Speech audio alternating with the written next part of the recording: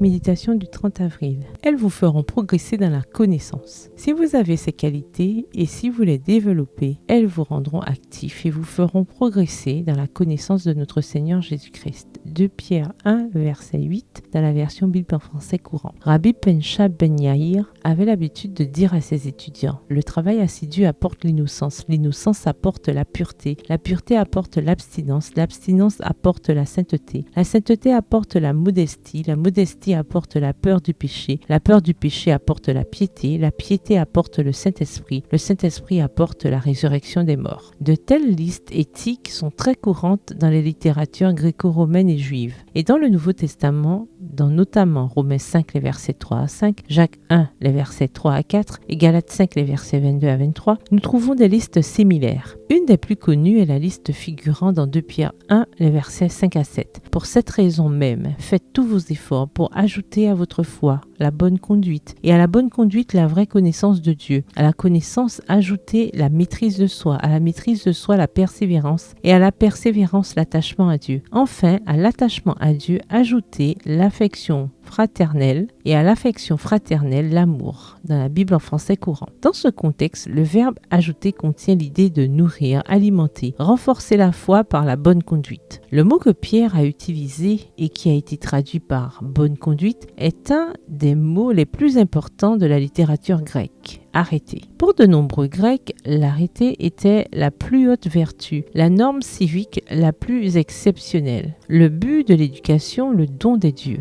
Il n'est donc pas du tout facile de rendre en français tout ce que contient ce mot. Dans 2 Pierre 1, le verset 3, arrêter est présenté comme un attribut de notre Dieu puissant, l'excellence. Et il est indéniable qu'il imprègne tout avec excellence. Nous lisons en Genèse 1, le verset 31, que tout ce qu'il accomplit est très bon. Lorsque Pierre dit d'ajouter la bonne conduite à la foi, ce qu'il nous dit, c'est que notre foi doit se révéler dans une vie caractérisée par l'excellence. Ellen White a saisi l'idée en disant que tout ce qui vaut la peine d'être fait vaut la peine d'être bien fait. La médiocrité ne devrait pas faire partie de la liste éthique du croyant. Comme notre Père, nous sommes appelés à mettre tout notre cœur dans ce que nous faisons. La pratique de l'excellence et des autres vertus mentionnées par Pierre nous rendront actifs et nous feront progresser dans la connaissance de notre Seigneur Jésus-Christ. Aujourd'hui, que le parfum de l'excellence embaume nos vies. Bonne journée, que l'Éternel vous bénisse.